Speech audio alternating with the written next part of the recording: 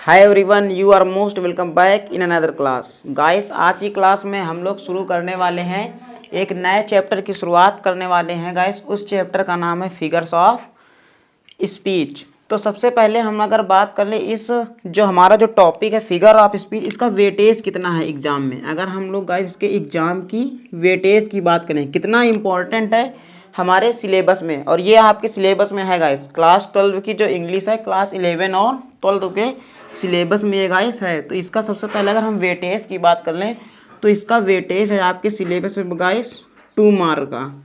यानी आपके जो एग्ज़ाम होगा बोर्ड एग्ज़ाम, उसमें 2 मार्क्स के क्वेश्चन आपको देखने को मिलेंगे इस टॉपिक से, फिगर्स ऑफ स्पीच टॉपिक से। तो गाइस ये तो इम्पोर्टेंट तो टॉपिक है ही, और इजी भी बहुत है। इसको समझने में गाइस आपको ज़्यादा टाइम नहीं लगेगा गाइस। तो सबसे पहले हम लोग अब शुरुआत करते हैं अपने टॉपिक। इस टॉपिक की बात करें फिगर्स ऑफ स्पीच की, तो सबसे पहले गाइस हम लोग देखेंगे एक definition figures of speech he guys, कि फिगर्स ऑफ स्पीच होता क्या है। सबसे पहले अगर हम लोग डिफिनीशन की बात करें, तो एक नेक्स्ट फील्ड की डिफिनीशन है गाइस। डिफिनीशन की बात कर लें, डेफिनीशन फिगर्स ऑफ स्पीच की, तो ये जो डिफिनीशन हम लोग यहाँ पर सीखेंगे, वो डिफिनीशन दी थी नेस्फील्ड, एक राइटर थे गाइस, उन्होंने इस डिफिनीशन को दी थी। तो डिफिनीशन देख लेते हैं। डिफिनीशन है a figure of speech, a figures of speech is a deviation of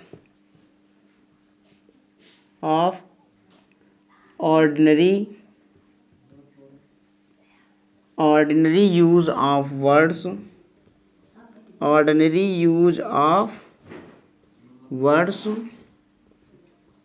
with a view of increasing their meanings,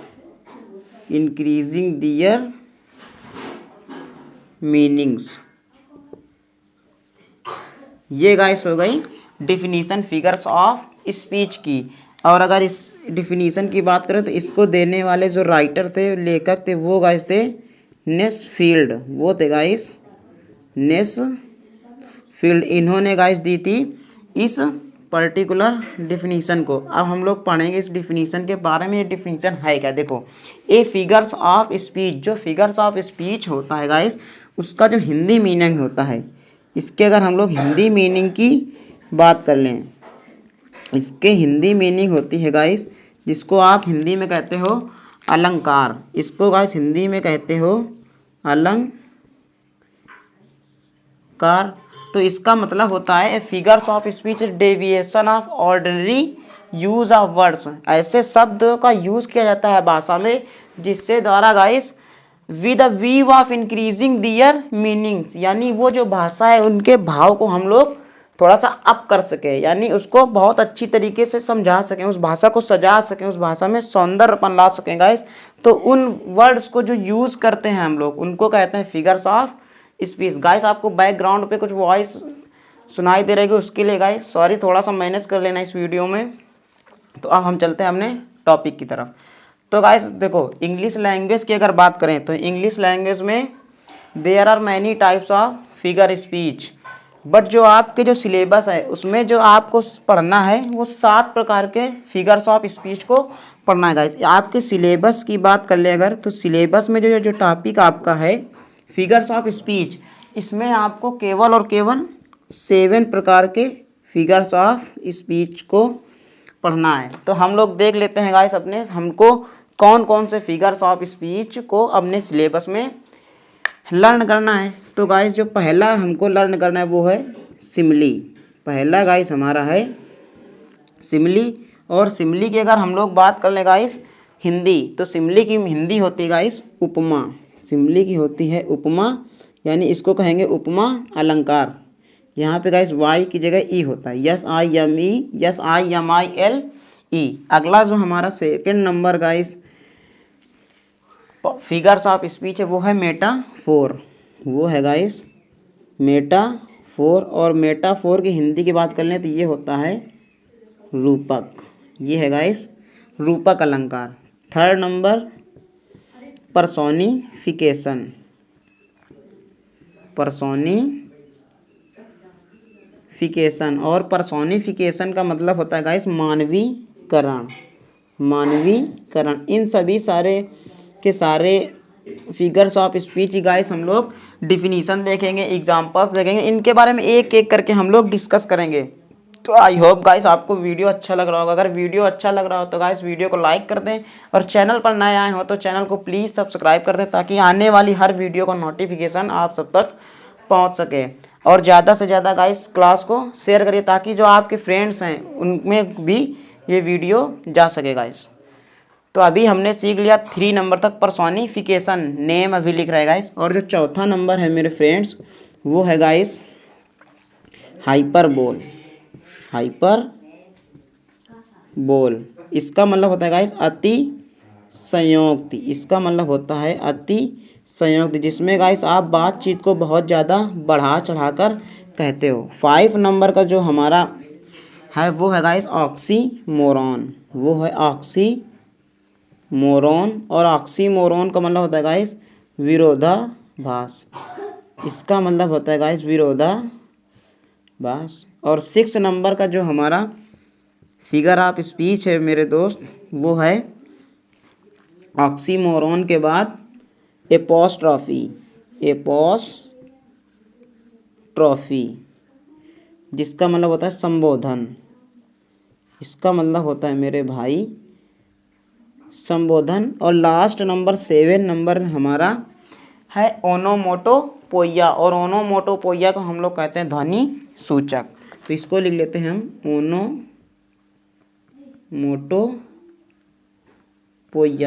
ओनोमोटोपोइया guys. देख लेते हैं इसकी स्पेलिंग क्या है गाइस। इसकी स्पेलिंग है ONOMATOPOEIA। सही है गाइस। यहाँ पे है कोले ओनोमैटोपोइया, यम के बाद गाइस ए है, POEIA। इसका मतलब होता है ध्वनि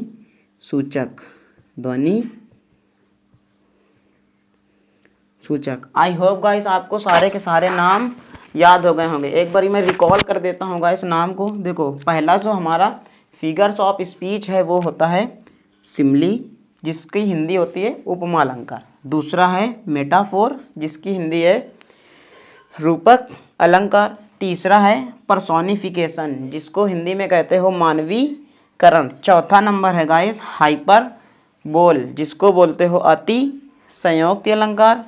5वां नंबर है ऑक्सीमोरॉन, जिसको बोलते हैं विरोधाभास। 6वां है एपोस्ट्रॉफी संबोधन।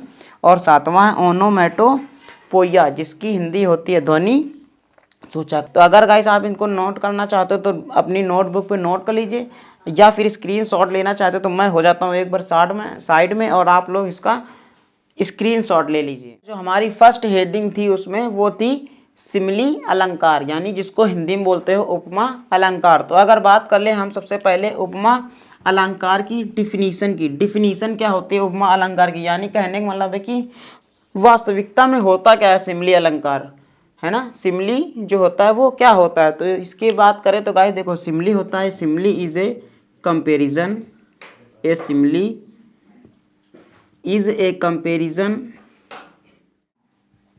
तो this is the definition of simile. तो गाइस देखो डिफिनीशन हमने लिख ली, a simile is a comparison between two objects of different kinds which have one point in common and the words as like और so are used for comparison. यानी देखो सिमली वाकई में क्या होता है, सबसे पहले हम इसकी हिंदी समझते हैं। देखो ए सिमली उपमा, एक उपमा जिसको बोलते हो आप उपमा, इज अ कंपेरिजन क्या है, इज ए कंपेरिजन तुलना है, बिटवीन टू ऑब्जेक्ट्स दो वस्तुओं के बीच में, ऑफ डिफरेंट काइंड्स जो अलग अलग प्रकार के होंगे, which have one point in common जिसमें क्या होगा एक में कम से कम मिनिमम एक पॉइंट तो कॉमन होना ही चाहिए guys. And the words as like also are used for comparison, यानी कि तुलना करने के लिए हम किन किन वर्ड्स का यूज कर सकते हैं, एज का यूज कर सकते हैं गाइस, लाइक का यूज कर सकते हैं, एंड सो का यूज हम लोग कर सकते हैं, है ना। इन तीनों में से कोई ना कोई एक वर्ड हम लोग कंपैरिजन के लिए यूज कर सकते हैं। देखो कितनी इजी डिफिनीशन है guys. A simile is a comparison between two objects of different kinds which have one point in common. यानी जो एक उपमा अलंकार होता है वो दो वस्तुओं के बीच में क्या करता है गाइस, तुलना होती है, और जो चीज़ें होती हैं वो अलग अलग प्रकार के होते हैं। देखो अब सब हम लोग समझते हैं इसको एग्जाम्पल्स के थ्रू। देखो एग्जाम्पल्स है हमारा, देखो पहला एग्जाम्पल ये लिखते हैं, she is as fresh as dew. देखो she is as fresh as dew. देखो गाइस आप सभी जानते हो ड्यू का मतलब क्या होता है। ड्यू का मतलब होता है ओस। ड्यू का मतलब गाइस होता है ओस। ड्यू का मतलब होता है ओस। और सी क्या है, सी है गाइस इस सेंटेंस में प्रोनाउन। सी क्या है, प्रोनाउन। और प्रोनाउन किसकी जगह पे यूज होता है, नाउन की जगह पर, क्योंकि आप पार्ट्स ऑफ स्पीच में बहुत अच्छी तरीके से हमने गाइस प्रोनाउन में आपको पढ़ाया है। और नाउन क्या होता है, नाउन क्या है, यानी ये जो प्रोनाउन है वो किसी नाउन के लिए है। और नाउन हो सकता है यहाँ पे कोई गर्ल होगी गाइस, यानी फेमिनिन जेंडर होगा, इसलिए हमने यहाँ पे सी प्रोनाउन को यूज़ किया है। तो यहाँ पे गाइस होगी गर्ल। तो यहाँ पे देखो गर्ल का कंपैरिजन किससे किया जा रहा है, ड्यू से। तो ऑब्वियसली टू डिफरेंट चीज़ें हो गई, एक तो लड़की हो गई, दूसरा हो गया ओस, है ना। लेकिन कहा says as fresh as dew, यानी वह इतनी क्या लग रही है, फ्रेश लग रही जैसे ड्यू हो गाइस। यानी ड्यू की तुलना किससे कर दी, गर्ल से कर दी। अगला देखो हम लोग लिखते हैं guys, the night is as black as, sorry guys, the night is as dark. यहाँ पे गाइस है dark. The night is as dark as black stone. As black stone की जो नाइट है गाइस, है ना, जो रात है वो इतनी डार्क है जितनी क्या है, ब्लैक स्टोन। तो यहाँ पे जो रात की तुलना कर दी उसको गाइस किससे तुलना कर दी, ब्लैक स्टोन से। और हमने कंपैरिजन वाले वर्ड कौन यूज किए, एज यूज किए। ये हो गया गाइस हमारा किसका एग्जाम्पल, सिमली का। The night is as dark as black stone. तो आई होप गाइस आपको सिमली बहुत ही अच्छी तरीके से क्लियर हो गया होगा। लिखना चाहते तो आप इसको गाइस अपनी नोटबुक में नोट कर सकते हो। तो गाइस अगर आप सभी को वीडियो अच्छा लगा हो तो वीडियो को लाइक कर दें, और क्लास को ज़्यादा से ज़्यादा अपने फ्रेंड्स के साथ शेयर करें, और चैनल पर नए हो तो चैनल को सब्सक्राइब करें। और कमेंट करके गाइस ज़रूर बताएं कि आपको आज की क्लास हमारी कैसी लगी। और आप अगर कोई टॉपिक पर्टिकुलर सीखना चाहते हो तो उस टॉपिक को भी गाइस आप कमेंट में हमको सजेस्ट कर सकते हो, उस टॉपिक पर भी वीडियो बना दिया जाएगा। आज की क्लास में गाइस इतना ही, मिलते हैं नेक्स्ट क्लास में। तब तक के लिए गाइस जय हिंद, take care and love you all.